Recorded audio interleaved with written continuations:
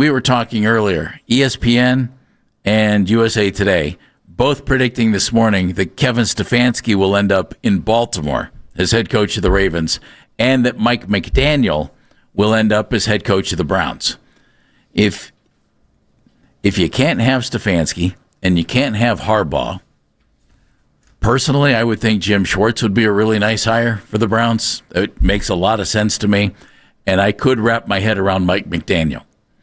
But Shook was asked, would McDaniel be a downgrade from Kevin Stefanski? And here's what he had to say. I think offensive creativity-wise, no. Browns fans might like to see what he could do with this offense, but it's hard to compare between his time in Miami and potential time with the Browns because who the Dolphins had, as weapons. They were able to do some really fun, creative things, especially when they were at the peak of their powers. And as any Browns fan will happily admit, the Browns lacked those weapons. Not at running back necessarily, but they definitely lack it at receiver. I don't know if it's because of his personality or what, but there wasn't necessarily the strongest sense of leadership being exuded there. Now, I think the rift with Tua had a lot to do with that. So it would be different from the Kevin Stefanski, Andrew Berry robotic era, where they just give you the most PR coached responses publicly. They never really, give you too much insight into what's really going on, and they keep everything close to the vest. But I don't think on the field it would be a downgrade. I think it would be comparable. It would look different. It would open the avenues to different styles of offense than what the Browns have run. And then it just comes down to fit. But I don't think in total it's a downgrade. It might just look like it. I have nothing against Mike McDaniel. I have nothing against the offensive system Mike McDaniel wants to run. I have nothing against Mike McDaniel, the X's and O's guy. I think he is one of the smarter minds in all of football. I wonder about the last thing that's there that Nick Shook said, especially coming from this group of people. Andrew Berry is very good at coming out and saying nothing in a 20-minute span. And you get done. And he'll tell you nothing. And he get done, and you look at each other as you, me, Andy, everyone else at the station, Nick Wilson, Jonathan Pearlin, the morning guys, all that stuff will look at each other and go, what the hell did he just say? Did he say anything worth anything?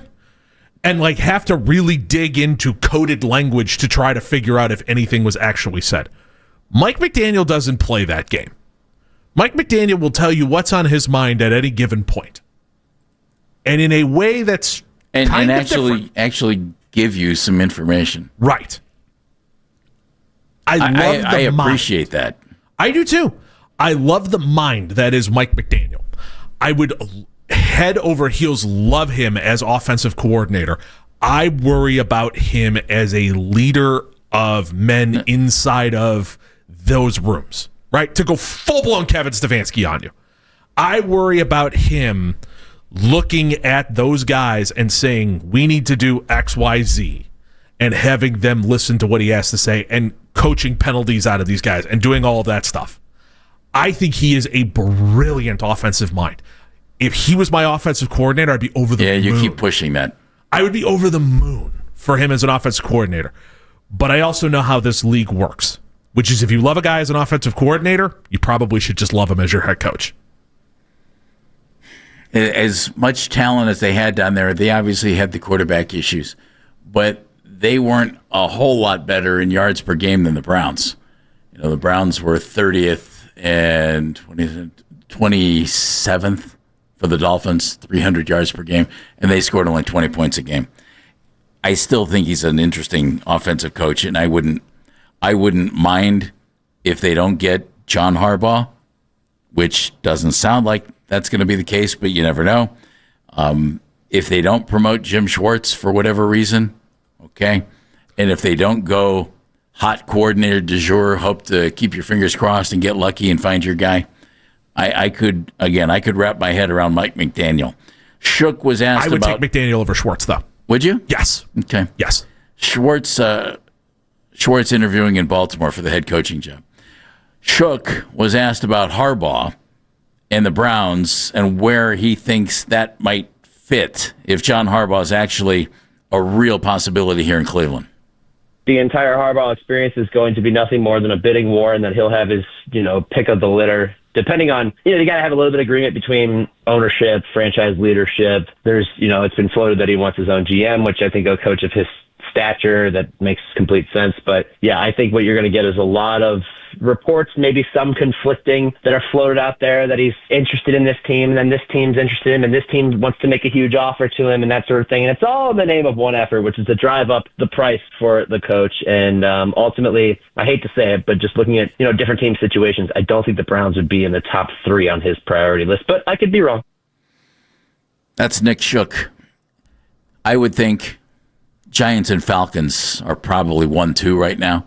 Again, it gets back with John Harbaugh. To me, it's in your heart. Did you actually ever want to be the head coach of the Cleveland Browns? That's the one thing the Browns can offer that nobody else can. That's the one thing. Yeah. Now, Myles Garrett, okay, yes. Myles is pushing 30. Is Myles going to be playing for another 5 years? Probably. Maybe.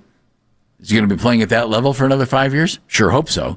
But maybe not this level, but I bet you he plays at a pretty high level. The one thing the Browns can offer John Harbaugh that nobody else can is, hi, your mom's from Cleveland, you grew up a Browns fan, your dad's from Crestline, and you guys grew up as Cleveland sports fans. If it's always been in your heart to be the head coach of this team, here you go. Other than that, Dan, I don't think there's a huge sales pitch the Browns could throw at John Harbaugh. I mean, from a football sense, anywhere he goes, he'll probably have total control. Well, which he wouldn't have here. Right.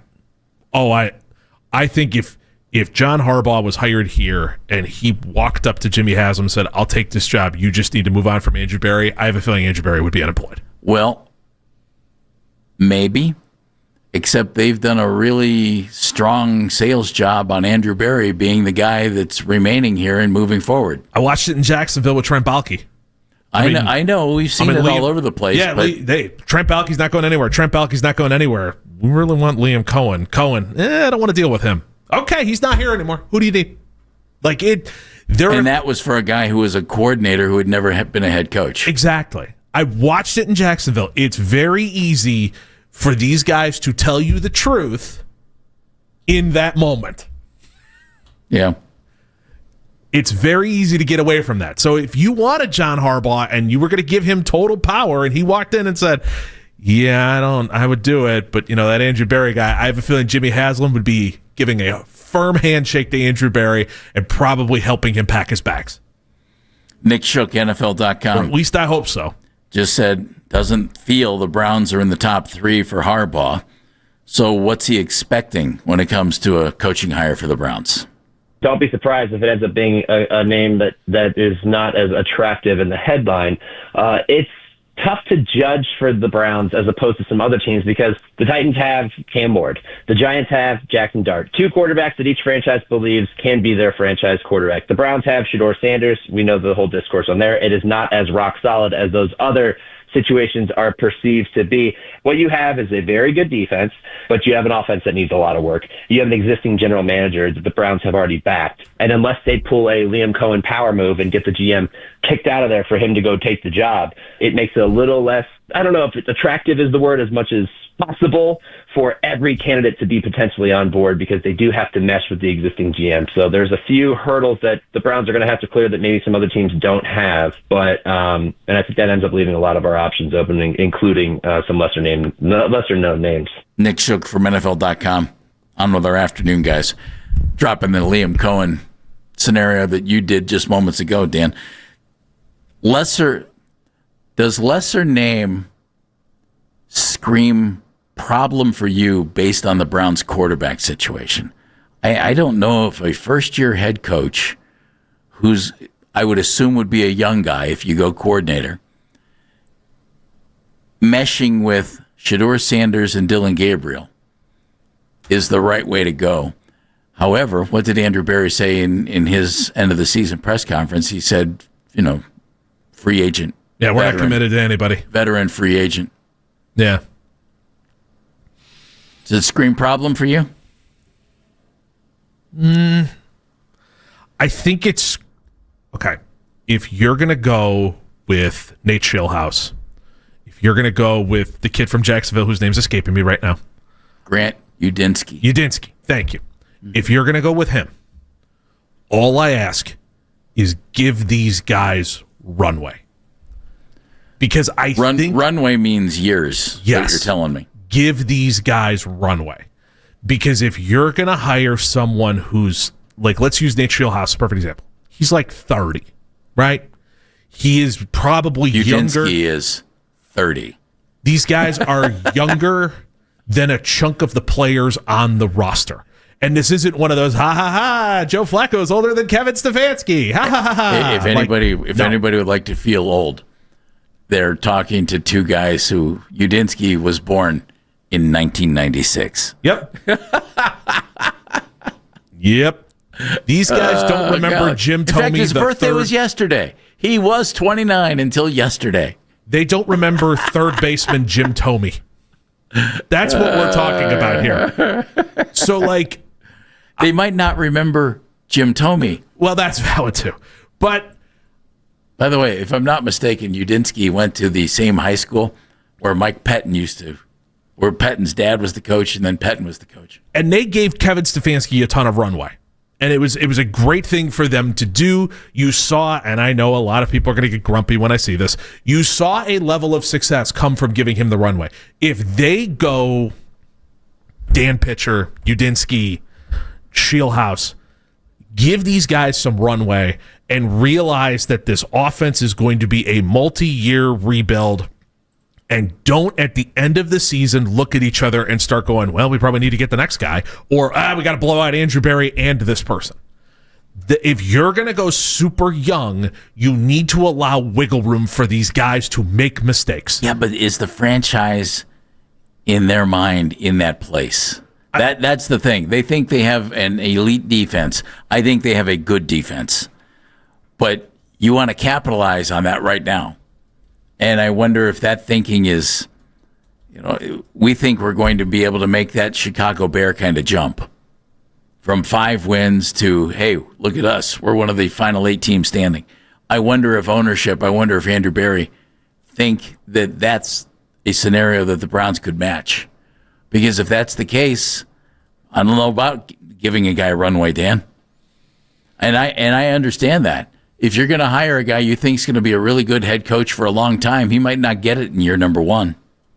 Kevin Stefanski did. And then it didn't stay that way. I just think if you're going to live in this world where it's like, okay, let's bring in the young guy, let's bring in the new hot coordinator. Well, you have to give him time. You're right. You got to give him time. Right. This can't just turn into yanking it back and forth. Absolutely right. When McVay got the Rams job, they were 4-12. He took over. He got them to 11-5. He did that because he had a quarterback there in Jared Goff who was ready to take off. He built an offense around them. He had Aaron Donald. He pieced this thing together from there. There were pieces that were here. This Browns offense doesn't have those pieces. Exactly right.